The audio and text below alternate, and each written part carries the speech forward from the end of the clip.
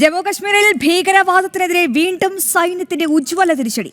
പുൽവാമയിലെ യാർവാൻ വനമേഖലയിൽ നടത്തിയ സംയുക്ത തെരച്ചിലിൽ 2 കുപ്രസിദ്ധ ഭീകരരെ സുരക്ഷാസേന സാഹസികമായി പിടികൂടി.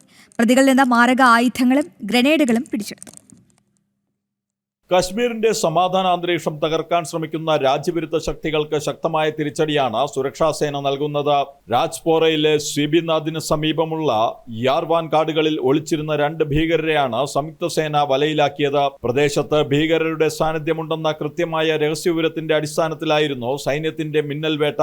പിടിയിലായവരിൽ നിന്നും ഒരു പിസ്റ്റൾ, 12 വെടിയുണ്ടകൾ, ഒരു ഹാൻഡ് ഗ്രനേഡ് എന്നിവ സൈന്യം കണ്ടെടുത്തു. ഭീകരർക്കെതിരെ അനധികൃത ആയുധ നിയമപ്രകാരവും UAPA നിയമപ്രകാരവും കേസ് രജിസ്റ്റർ ചെയ്തിട്ടുണ്ട്.